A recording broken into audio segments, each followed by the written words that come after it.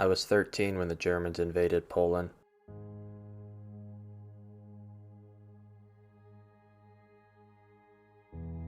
"15 when the Japanese attacked Pearl Harbor.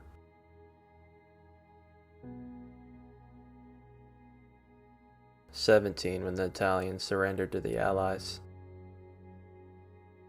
But my war was only just getting started.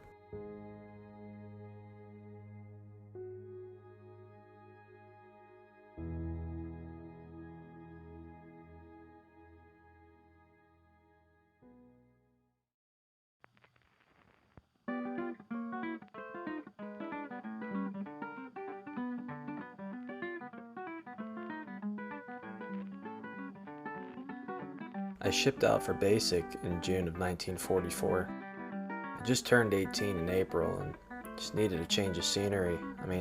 Cincinnati was great, but working as a gas station attendant wasn't what I saw myself doing. I was placed in Company F, 212th Infantry Training Battalion, where I trained in heavy weapons, but I was later assigned to Company A, 142nd Engineer Combat Battalion, 42nd Infantry Division, as a combat engineer.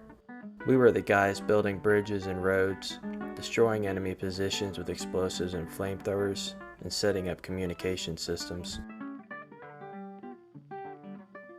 We knew we were shipping out, but we didn't know exactly when. The 42nd already deployed in December of 1944 as part of the 7th Army, but we were still waiting. We finally got the notice, and we were all pretty eager to do our job. We'd trained to neutralize the German war machine, but there's just some things training can't prepare you for.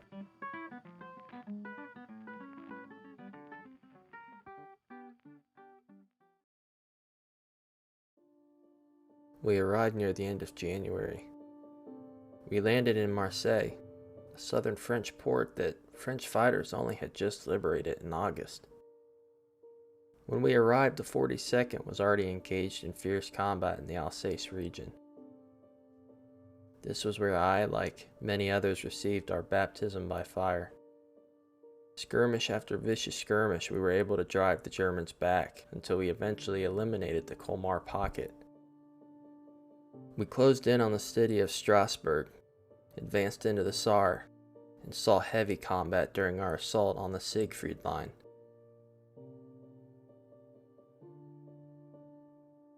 But by the first week of March, we were at the Rhine, ready to take the fight to the German homeland. As part of Operation Undertone, we were the first in our corps to enter into Germany. By April, we'd captured the city of Würzburg, Schweinfurt, and Fürth. By the end of April, we were advancing on Munich.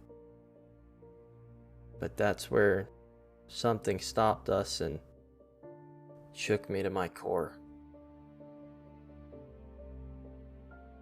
On April 29th, 3 weeks after my 19th birthday, we were advancing towards Munich with the 45th Infantry and 20th Armored, but had to pass through a small town called Dachau. We were expecting to find abandoned SS training facilities or maybe a prisoner of war camp. The thing that still haunts me is the smell. There was a horrible odor we could smell long before we got close to the town. As we unknowingly got closer to the camp, we saw boxcars on the tracks.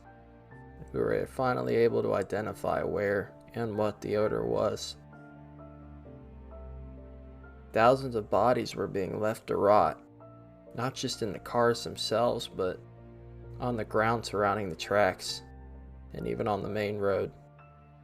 I couldn't tell who these people were, or why they were there, but their nightmare was only just beginning.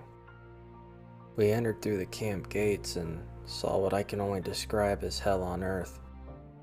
Piles of dead bodies stacked like wood left to rot. There were piles of clothes which we later found out were from prisoners that were forced to strip before their execution. People, or what was left of them, stared at us with no emotions. They were like skeletons. There was nothing to them but skin and bones. The majority, though, cheered and wept like we'd been sent from the heavens. We'd been in combat for 3 months and we'd seen what war does to people, but nothing could have ever prepared us for this. We were in shock and disbelief, and some men broke down in tears. Some guys from the 45th captured some surrendering German officers, took them to the boxcars and shot them to death. It didn't stop there. Inside the camp, we found more SS officers and German personnel identified by the prisoners. A lieutenant from the 45th lined them up in the coal yard, and his guys gunned them down. At least 15 to 20 of them died. The prisoners cheered and even took part in some beatings. Part of me wanted to be disgusted, but how could I?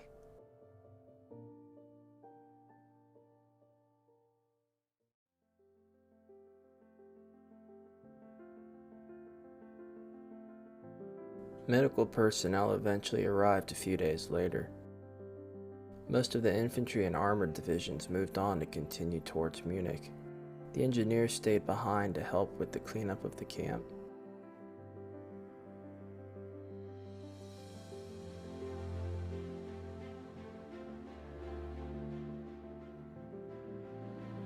The war eventually ended for me in Austria. Me and a few guys went absent without leave for a few weeks in Switzerland. The way I saw it, this was the only chance I'd get to see Europe, and to be honest, I didn't really give a shit. We were reprimanded, of course, and I was demoted to private, but I was still honorably discharged as a Tech 5.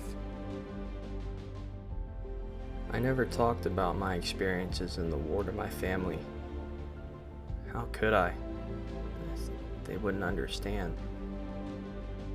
The things I saw, I carried with me up until my passing in 2000. My legacy, my story, is carried on by my children and grandchildren. Greatest generation? Nah, we were just doing our job.